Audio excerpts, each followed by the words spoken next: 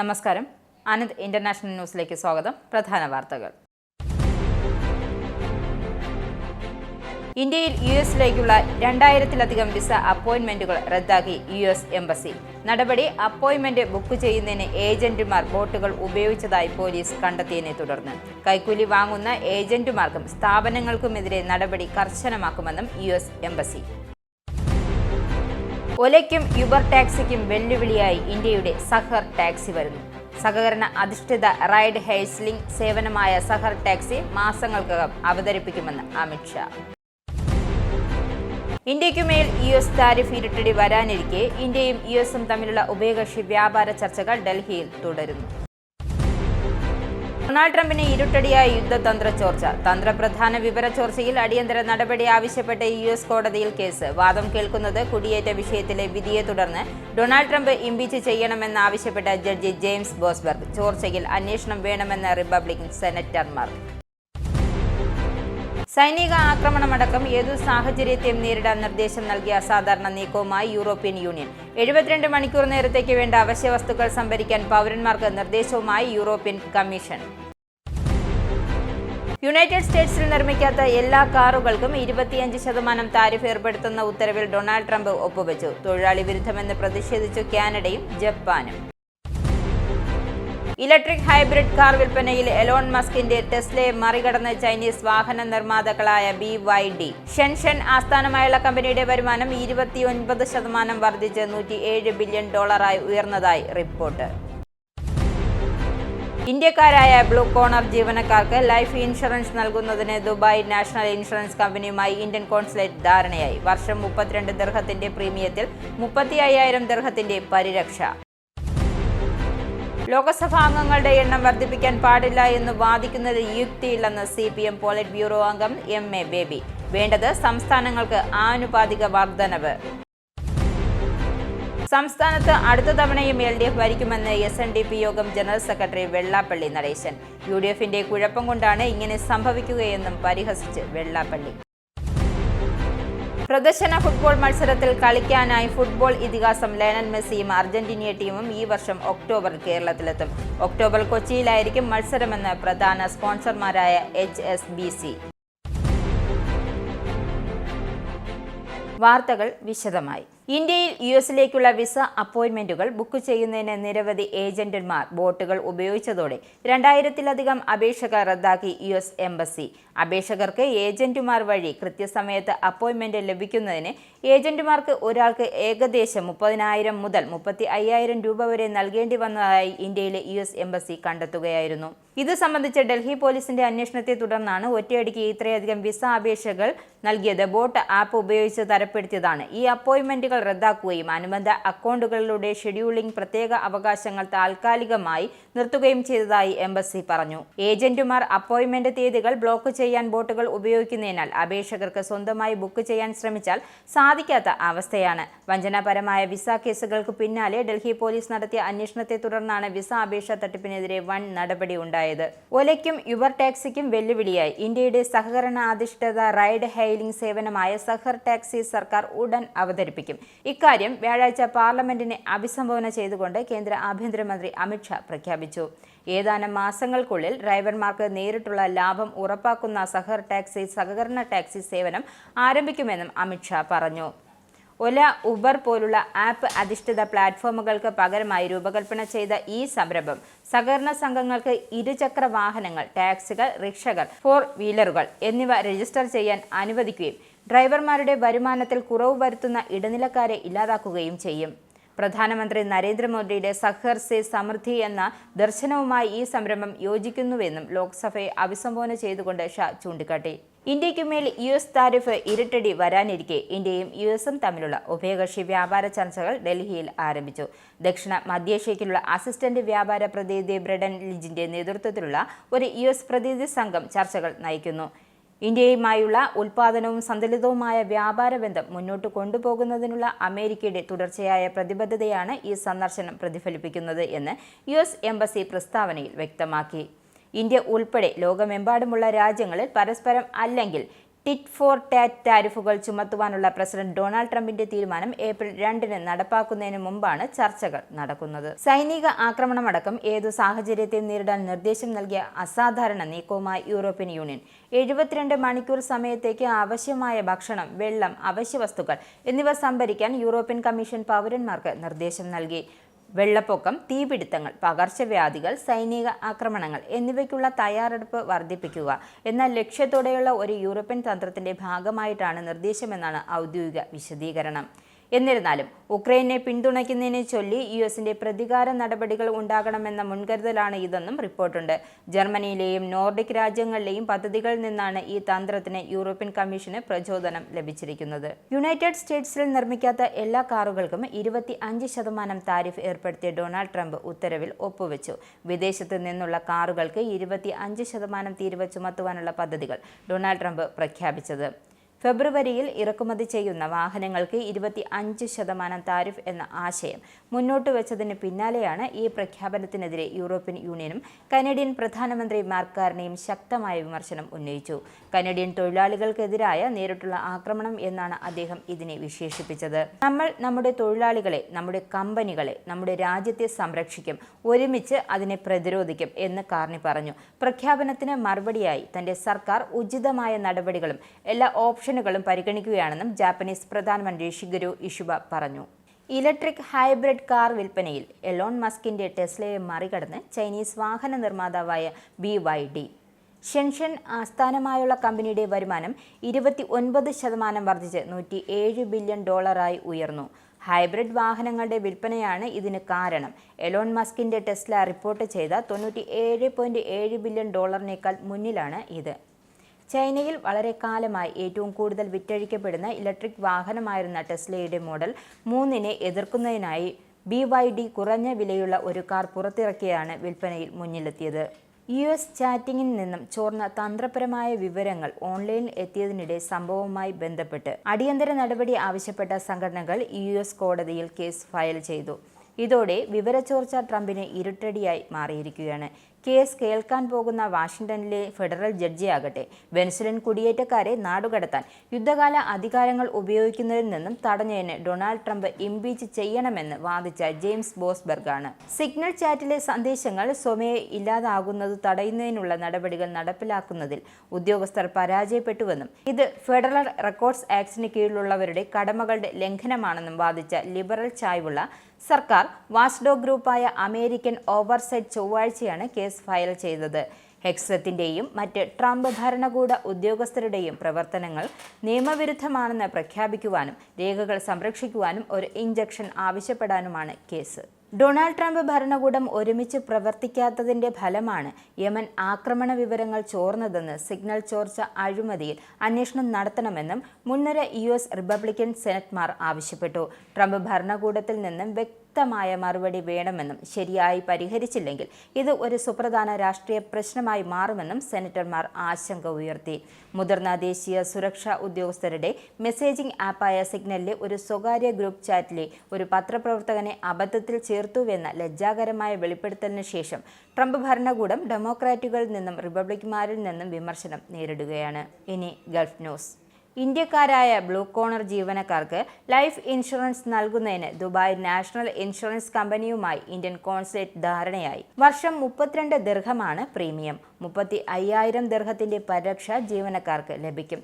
കഴിഞ്ഞ വർഷം മറ്റൊരു കമ്പനിയുമായി ബന്ധപ്പെട്ട് ലൈഫ് ഇൻഷുറൻസ് ഏർപ്പെടുത്തിയിരുന്നു.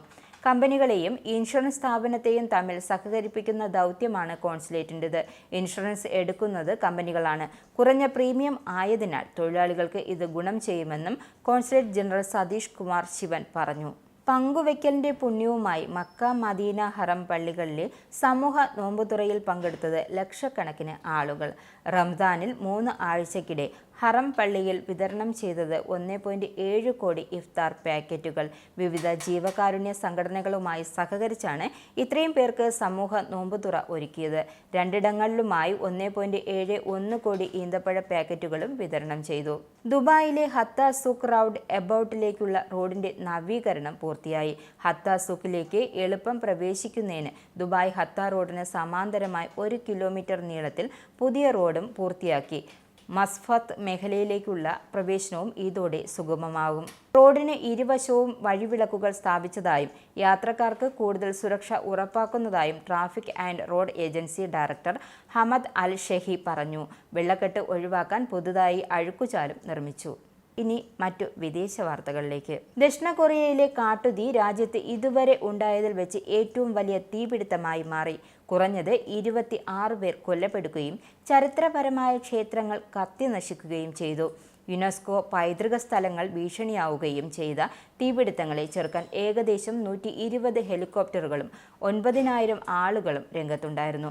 ദക്ഷിണ കൊറിയയിൽ പടരുന്ന കാട്ടുതീ ഒരു ദിവസം കൊണ്ട് ഇരട്ടിയായി. വ്യാഴാഴ്ച അധികാരികൾ ഇതിനെ രാജ്യത്തെ ഇതുവരെ ഉള്ളതിൽ വെച്ച് ഏറ്റവും വലിയ പ്രകൃതി ദുരന്തമായി വിശേഷിപ്പിച്ചു. മധ്യ ഉയ്സോങ് കൗണ്ടിയിൽ ആരംഭിച്ച തീപിടുത്തങ്ങൾ 81,500 ഏക്കർ കത്തി നശിച്ചു. അഭൂതപൂർവമായി വേഗതയിലുള്ള കാട്ടുതീ പടരുന്നതിൽ ഒരു നിർണായക സാഹചര്യത്തിലാണ് രാജ്യമെന്നും ആക്ടിംഗ് പ്രസിഡന്റ് ഹാൻ ഡെക്സു പറഞ്ഞു. സമാധാന ചർച്ചകൾ തുടരുന്നതിനിടെ റഷ്യയുടെ 117 ഡ്രോണുകൾ ഉക്രൈനിൽ ആക്രമണം നടത്തിയ പശ്ചാത്തലത്തിൽ സമാധാനം സ്ഥാപിക്കുന്നതിൽ പുടിനും ആത്മാർത്ഥതയില്ലെന്ന് ഉക്രൈൻ പ്രസിഡന്റ് വ്ളാഡിമിർ സെലൻസ്കി ആരോപിച്ചു. വെടിനിർത്തലിനായി റഷ്യ മുന്നോട്ട് വയ്ക്കുന്ന ആവശ്യങ്ങൾക്കുമേൽ US ശക്തമായ നിലപാടെടുക്കുമെന്നാണ് തന്റെ പ്രതീക്ഷയെന്നും സെലൻസ്കി പറഞ്ഞു. സമുദ്ര ഊർജ്ജ വെടിനിർത്തൽ സംബന്ധിച്ച ചർച്ചകൾക്ക് ശേഷം രാജ്യവ്യാപകമായി ആക്രമണം ആരംഭിച്ചത് റഷ്യയുടെ യഥാർത്ഥ ഉദ്ദേശങ്ങളുടെ തെളിവാണെന്നും വ്ളാഡിമിർ സെലൻസ്കി പറഞ്ഞു. എന്നാൽ US മധ്യസ്ഥതയിലുള്ള ചർച്ചകൾ ക്രിയാത്മകമായി പുരോഗമിക്കുകയാണെന്നും ക്രെംലിൻ വാദിച്ചു. ഉക്രൈനിലുടനീളം 4 പേർ കൊല്ലപ്പെട്ടതായും 6 പേർക്ക് പരിക്കേറ്റതായും പ്രാദേശിക ഗവർണർമാർ ഒറ്റ രാത്രി കൊണ്ട് റിപ്പോർട്ട് ചെയ്തു.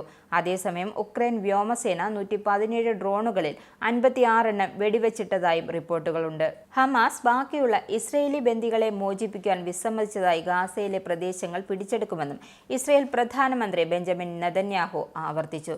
യുദ്ധം അവസാനിപ്പിക്കണമെന്ന് ആവശ്യപ്പെട്ട് തുടർച്ചയായ 2ാം ദിവസവും നൂറുകണക്കിന് പലസ്തീനുകൾ തീവ്രവാദ ഗ്രൂപ്പിനെതിരെ പ്രതിഷേധവുമായി രംഗത്തെത്തി. ജനുവരി ഹമാസുമായുള്ള വെടിനിർത്തലിനെ തകർത്തുകൊണ്ട് പ്രദേശത്ത് ഇസ്രയേൽ സൈനിക നടപടി പുനരാരംഭിച്ച് ഒരാഴ്ച കഴിഞ്ഞപ്പോഴാണ് ഇസ്രയേൽ പ്രധാനമന്ത്രിയുടെ മുന്നറിയിപ്പ് വന്നത്. നമ്മുടെ ബന്ദികളെ മോചിപ്പിക്കാൻ ഹമാസ് എത്രത്തോളം വിസമ്മതിക്കുന്നുവോ അത്രത്തോളം ഞങ്ങൾ നടത്തുന്ന അടിച്ചമർത്തൽ കൂടുതൽ ശക്തമാകുമെന്നും നെതന്യാഹു പാർലമെന്റിൽ നടന്ന ഒരു ഹിയറിംഗിൽ പറഞ്ഞു. ആരാധനാലയങ്ങൾക്ക് സമീപം ഭീഷണിപ്പെടുത്തുന്ന തരത്തിലുള്ള പ്രതിഷേധങ്ങൾ തടയാൻ UK പോലീസിന് ഹോം ഓഫീസ് നിർദ്ദേശം നൽകി. ഭീഷണികളിൽ നിന്നും കൂടുതൽ സംരക്ഷണം നൽകുന്നതിനായി ആരാധനാലയങ്ങൾക്ക് പുറത്ത് ആസൂത്രണം ചെയ്ത പ്രതിഷേധ മാർച്ചുകളുടെ റൂട്ടോ സമയമോ മാറ്റാൻ ഇംഗ്ലണ്ടിലെയും വെയിൽസിലെയും പോലീസിന് അധികാരം നൽകാൻ സർക്കാർ പദ്ധതിയിടുന്നു. സിനഗോഗുകൾക്കും പള്ളികൾക്കും സമീപമുള്ള പ്രതിഷേധങ്ങളെക്കുറിച്ചുള്ള ആശങ്കകൾ ഉയർന്നതിനെ തുടർന്ന് കുറ്റകൃത്യങ്ങളുടെയും പോലീസിന്റെയും ബിൽ ഭേദഗതി വരുത്താൻ സർക്കാർ പദ്ധതിയിടുന്നു. പ്രതിഷേധിക്കുവാനുള്ള അവകാശം എപ്പോഴും സംരക്ഷിക്കപ്പെടണമെന്നും എന്നാൽ മറ്റുള്ളവരുടെ അടിസ്ഥാന സ്വാതന്ത്ര്യങ്ങളെ ഭീഷണിപ്പെടുത്തുവാനോ ലംഘിക്കുവാനോ ഉള്ള അവകാശം അതിൽ ഉൾപ്പെടുന്നില്ല എന്നും ആഭ്യന്തര സെക്രട്ടറി എവെറ്റ് കൂപ്പർ പറഞ്ഞു. അമിത ജോലിഭാരം അനുഭവിക്കുന്ന UK പോലീസിന് കുറ്റകൃത്യങ്ങൾ ശരിയായി അന്വേഷിക്കുന്നതിന് വിഭവങ്ങളും സമയവും അനുഭവ പരിചയവുമില്ല എന്ന സുപ്രധാന പഠന റിപ്പോർട്ട് പുറത്ത്. ഇതോടെ ഇരകൾ പരാജയപ്പെടുകയും നിയമപാലകരുള്ള വിശ്വാസം കുറയുകയും ചെയ്യുന്നതായി ഒരു ഔദ്യോഗിക റിപ്പോർട്ട് കണ്ടെത്തി. Inspectorate of constabulary fire and rescue service report പ്രകാരം പോലീസ് ഒരു പ്രതിയെ തിരിച്ചറിയുകയും അവർ നീതി നടപ്പാക്കുകയും ചെയ്യുമ്പോൾ ഉണ്ടാകുന്ന പോസിറ്റീവ് ഫലങ്ങളുടെ നിരക്ക് ഒരു ദശാബ്ദം മുമ്പ് ഇംഗ്ലണ്ടിലും വെയിൽസിലും 25% 2024-ൽ 11% കുറഞ്ഞുവെന്നാണ്. ഏറ്റവും മോശം വടക്കൻ അയർലൻഡിലാണ് 7% പോസിറ്റീവ് ഫലനിരക്ക്. ഇനിയൊരു ഇടവേള. വീണ്ടും വാർത്തകളിലേക്ക്. ആന്ധ്ര സർക്കാരിന്റെ ഇഫ്താർ വിരുന്ന് ബഹിഷ്കരിക്കാൻ ആഹ്വാനം ചെയ്ത് ഓൾ ഇന്ത്യ മുസ്ലിം വ്യക്തി നിയമ ബോർഡ്. കേന്ദ്ര സർക്കാരിന്റെ വഖഫ് ഭേദഗതി ബില്ല് പ്രതിഷേധിച്ചായിരുന്നു ബഹിഷ്കരണ ആഹ്വാനം. സംസ്ഥാന വ്യാപകമായി ആന്ധ്ര സർക്കാർ ഇഫ്താർ വിരുന്നൊരുക്കാൻ നിശ്ചയിച്ചിരിക്കുന്നത് നാളെയാണ്. ഈ ഇഫ്താർ വിരുന്ന് ബഹിഷ്കരിച്ച ശേഷം മാർച്ച് 29-ന് വിജയവാഡയിൽ പ്രതിഷേധ റാലി സംഘടിപ്പിക്കുമെന്ന് ഓൾ ഇന്ത്യ മുസ്ലിം വ്യക്തി നിയമ ബോർഡ് വ്യക്തമാക്കി. മുൻ ക്യാബിനറ്റ് സെക്രട്ടറി രാജീവ് ഗൌബയെ നീതി ആയോഗിന്റെ മുഴുവൻ സമയം അംഗമായി നിയമിച്ചു. 1982 ബാച്ച് ജാർഖണ്ഡ് ഹേഡർ IAS ഉദ്യോഗസ്ഥനായ ഗൌബ 2019 മുതൽ 2024 ഓഗസ്റ്റ് വരെ 5 വർഷം രാജ്യത്തെ ഉന്നത ഉദ്യോഗസ്ഥനായി സേവനമനുഷ്ഠിച്ചിട്ടുണ്ട്. കേന്ദ്ര ആഭ്യന്തര സെക്രട്ടറി, നഗരവികസന മന്ത്രാലയ സെക്രട്ടറി, ജാർഖണ്ഡ് ചീഫ് സെക്രട്ടറി എന്നീ നിലകളിലും ഗൌബ സേവനമനുഷ്ഠിച്ചിട്ടുണ്ട്. ത്രിഭാഷ തർക്കത്തെക്കുറിച്ചുള്ള ഉത്തർപ്രദേശ് മുഖ്യമന്ത്രി യോഗി ആദിത്യനാഥിന്റെ വിമർശനത്തിന് മറുപടിയുമായി തമിഴ്നാട് മുഖ്യമന്ത്രി MK സ്റ്റാലിൻ തീപ്പൊരി നേതാവിന്റെ പരാമർശങ്ങൾ വിരോധാഭാസമല്ല, മറിച്ച് അതിന്റെ ഇരുണ്ട ഘട്ടത്തിലെ രാഷ്ട്രീയ കറുത്ത കോമഡിയാണെന്നും അദ്ദേഹം പറഞ്ഞു. തമിഴ്നാട് ഒരു ഭാഷയെയും എതിർക്കുന്നില്ല, മറിച്ച് അടിച്ചേൽപ്പിക്കലും വർഗീയതയ്ക്കും എതിരാണെന്നും DMK നേതാവ് വ്യക്തമാക്കി. ഇനി കേരള ഹൈലൈറ്റ്സ്. സംസ്ഥാനത്ത് അടുത്ത തവണയും LDF ഭരിക്കുമെന്ന് SNDP യോഗം ജനറൽ സെക്രട്ടറി വെള്ളാപ്പള്ളി നടേശൻ. UDFന്റെ കുഴപ്പം കൊണ്ടാണ് ഇങ്ങനെ സംഭവിക്കുകയെന്നും അദ്ദേഹം പരിഹസിച്ചു. BJPയുടെ പുതിയ സംസ്ഥാന അധ്യക്ഷൻ രാജീവ് ചന്ദ്രശേഖറിനെ മാന്യനായ വ്യക്തിയെന്ന് വിശേഷിപ്പിച്ച അദ്ദേഹം PC ജോർജിനെ നിശിതമായി വിമർശിച്ചു. ലവ് ജിഹാദ് വാദം PC ജോർജ് BJPയെ സുഖിപ്പിക്കാൻ വേണ്ടിയാണ് ഉന്നയിക്കുന്നതെന്നും അദ്ദേഹം പറഞ്ഞു. പ്രതിപക്ഷ നേതാവ് VD സതീശൻ തണ്ടനാണെന്നും വെള്ളാപ്പള്ളി കൂട്ടിച്ചേർത്തു. ലോക്സഭാ അംഗങ്ങളുടെ എണ്ണം വർദ്ധിപ്പിക്കാൻ പാടില്ല എന്ന് വാദിക്കുന്നതിൽ യുക്തിയില്ലെന്ന് CPM പോളിറ്റ് ബ്യൂറോ അംഗം MA ബേബി. ആനുപാതികമായ വർധനവാണ് വേണ്ടതെന്നും അദ്ദേഹം പറഞ്ഞു. BC ജോജോ സ്മാരക ട്രസ്റ്റിന്റെ ഉദ്ഘാടന ചടങ്ങിൽ സ്മാരക പ്രഭാഷണം നടത്തുകയായിരുന്നു അദ്ദേഹം. ലോക്സഭാ മണ്ഡല പുനർനിർണയ സംസ്ഥാനങ്ങളും എന്നതായിരുന്നു വിഷയം. 22-ന് ചെന്നൈയിൽ ചേർന്ന മുഖ്യമന്ത്രിമാരുടെയും വിവിധ പാർട്ടി നേതാക്കളുടെ യോഗം മണ്ഡല പുനർനിർണയ തീരുമാനം മരവിപ്പിക്കണമെന്ന പോംവഴിയാണ് നിർദ്ദേശിച്ചത്. ലോക്സഭയിലെ അംഗങ്ങളുടെ എണ്ണം വർദ്ധിപ്പിക്കാം. 543 സീറ്റിൽ 800 സീറ്റുകളാകുമ്പോൾ ഇപ്പോൾ ഓരോ സംസ്ഥാനത്തിനും സീറ്റിന്റെ എണ്ണത്തിൽ ആനുപാതികമായ വർധനവുണ്ടാകും. UPയിൽ 80 സീറ്റിൽ 120 മുതൽ 130 വരെയാകും. തമിഴ്നാടിന് 39 സീറ്റാണുള്ളത്, അത് 57ആയി വർദ്ധിക്കും. കേരളത്തിലും വർധനവുണ്ടാകുമെന്നും MA ബേബി വ്യക്തമാക്കി.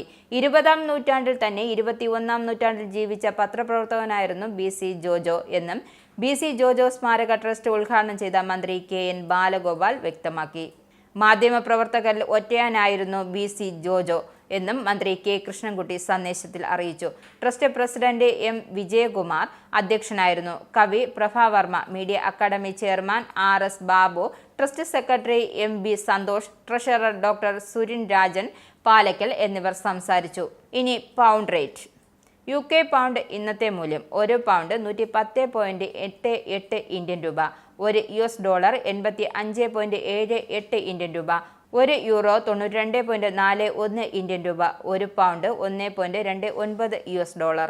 ഇനി സ്പോർട്സ്.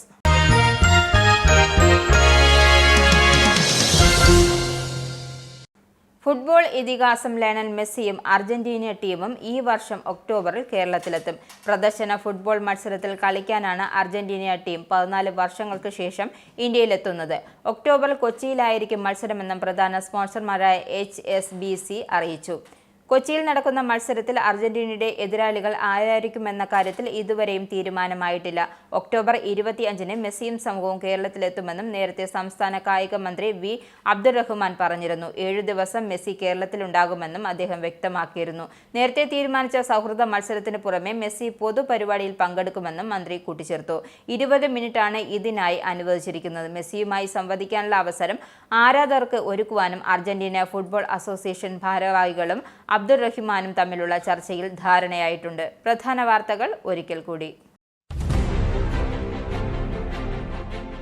ഇന്ത്യയിൽ US-ലേക്കുള്ള 2000-ലധികം വിസ അപ്പോയിന്റ്മെന്റുകൾ റദ്ദാക്കി US എംബസി. നടപടി അപ്പോയിന്റ്മെന്റ് ബുക്ക് ചെയ്യുന്നതിന് ഏജന്റുമാർ ബോട്ടുകൾ ഉപയോഗിച്ചതായി പോലീസ് കണ്ടെത്തിയതിനെ തുടർന്ന് കൈക്കൂലി വാങ്ങുന്ന ഏജന്റുമാർക്കും സ്ഥാപനങ്ങൾക്കുമെതിരെ നടപടി കർശനമാക്കുമെന്നും US എംബസി. ഒലയ്ക്കും യുബർ ടാക്സിക്കും വെല്ലുവിളിയായി ഇന്ത്യയുടെ സഹർ ടാക്സി വരുന്നു.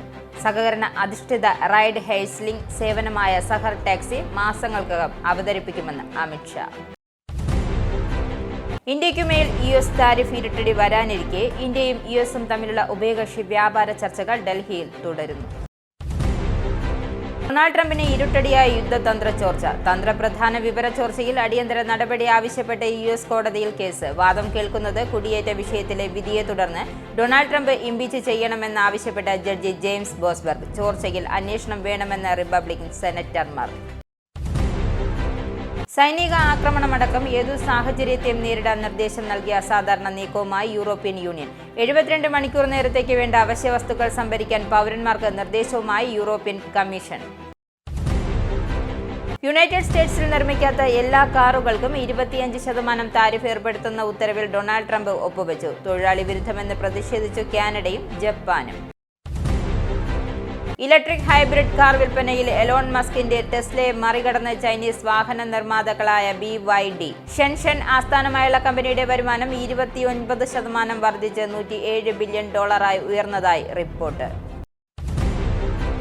ഇന്ത്യക്കാരായ ബ്ലൂ കോണർ ജീവനക്കാർക്ക് ലൈഫ് ഇൻഷുറൻസ് നൽകുന്നതിന് ദുബായ് നാഷണൽ ഇൻഷുറൻസ് കമ്പനിയുമായി ഇന്ത്യൻ കോൺസുലേറ്റ് ധാരണയായി. വർഷം 32 ദിർഹത്തിന്റെ പ്രീമിയത്തിൽ 35,000 ദിർഹത്തിന്റെ പരിരക്ഷ. ലോക്സഭാ അംഗങ്ങളുടെ എണ്ണം വർദ്ധിപ്പിക്കാൻ പാടില്ല എന്ന് വാദിക്കുന്നതിൽ യുക്തിയില്ലെന്ന് CPM പോളിറ്റ് ബ്യൂറോ അംഗം MA ബേബി. വേണ്ടത് സംസ്ഥാനങ്ങൾക്ക് ആനുപാതിക വർധനവ്.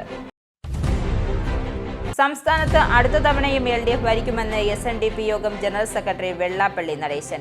UDFന്റെ കുഴപ്പം കൊണ്ടാണ് ഇങ്ങനെ സംഭവിക്കുകയെന്നും പരിഹസിച്ച് വെള്ളാപ്പള്ളി. പ്രദർശന ഫുട്ബോൾ മത്സരത്തിൽ കളിക്കാനായി ഫുട്ബോൾ ഇതിഹാസം ലയണൽ മെസ്സിയും അർജന്റീനിയ ടീമും ഈ വർഷം ഒക്ടോബറിൽ കേരളത്തിലെത്തും. ഒക്ടോബർ കൊച്ചിയിലായിരിക്കും മത്സരമെന്ന് പ്രധാന സ്പോൺസർമാരായ HSBC. ഈ ബുള്ളറ്റിൻ ഇവിടെ സമാപിക്കുന്നു. നമസ്കാരം. നിങ്ങൾക്കും ആനന്ദ മീഡിയയുടെ പ്രേക്ഷകരിൽ ഒരാളാകണ്ടേ? യൂറോപ്പിലും US-ലും ആഫ്രിക്കയിലും അടക്കം പ്രവാസികൾ ഉള്ളയിടങ്ങളിലൊക്കെ ജനപ്രിയ ചാനലുമായി ആനന്ദ് മീഡിയ ഒപ്പമുണ്ട്. ഏഷ്യാനെറ്റ് ഫ്ലവേഴ്സ് അടക്കം നിങ്ങളുടെ വിരൽത്തുമ്പിലെത്തും. ആദ്യം റോക്കു ബോക്സ് സ്വന്തമാക്കുക. അതിൽ നിന്നും ആനന്ദ് മീഡിയ ആപ്ലിക്കേഷൻ ഡൗൺലോഡ് ചെയ്യുക, ഇൻസ്റ്റാൾ ചെയ്യുക. എന്നിട്ട് 020-858-66511 എന്ന നമ്പറിൽ ഞങ്ങളുടെ കസ്റ്റമർ കെയറിൽ ബന്ധപ്പെടുക. അല്ലെങ്കിൽ +91 735 660 3747 എന്ന നമ്പറിൽ വാട്സപ്പ് ചെയ്യുക. ആനന്ദ് മീഡിയയുടെ സേവനങ്ങൾ സ്വന്തമാക്കുക. മറ്റു ചാനലുകൾക്കൊപ്പം ആനന്ദ് TVയും എൻജോയ് ചെയ്യുക.